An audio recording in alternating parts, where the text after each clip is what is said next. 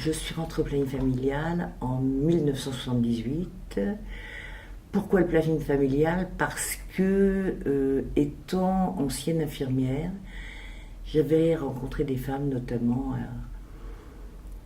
à l'hôpital Beaujon, aux urgences de la maternité de l'hôpital Beaujon, où une femme s'était injectée d'eau de javel dans le vagin pour ne pas avoir cette grossesse qu'elle ne voulait pas, qu'elle n'entendait pas avoir. Elle n'intégrait pas du tout cette grossesse. Et moi, j'avais 20 ans à l'époque, je ne comprenais pas pourquoi. Et en discutant avec une sage-femme, effectivement, elle me dit, mais tu sais, certaines femmes ne peuvent pas, ne veulent pas, n'intègrent pas leur grossesse. C'est-à-dire qu'elles ne l'imaginent même pas. Pour elles, c'est, en tout cas, pas au moment où...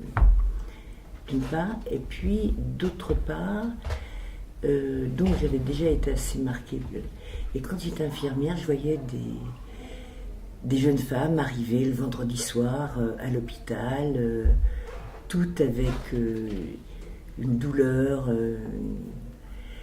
et elles venaient pour des IVG, et quand je faisais le questionnaire, elles me disaient, je suis tombée dans l'escalier,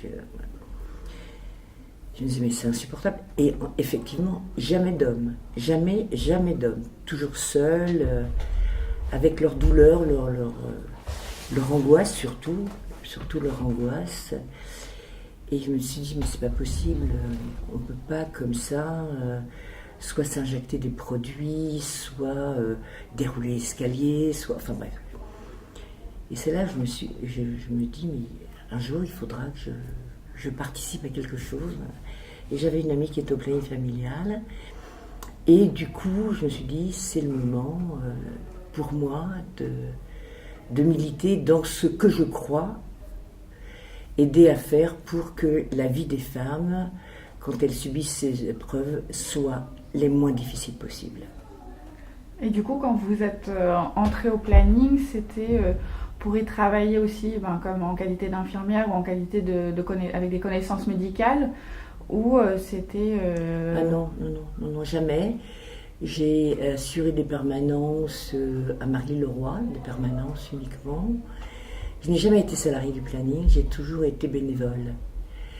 Et non, c'est parce que je voulais défendre une cause à laquelle je croyais, et je supportais mal que ces femmes soient maltraitées à l'hôpital, maltraitées dans leur corps, maltraitées par l'environnement, alors qu'elles subissaient une épreuve qui était souvent difficile pour elles.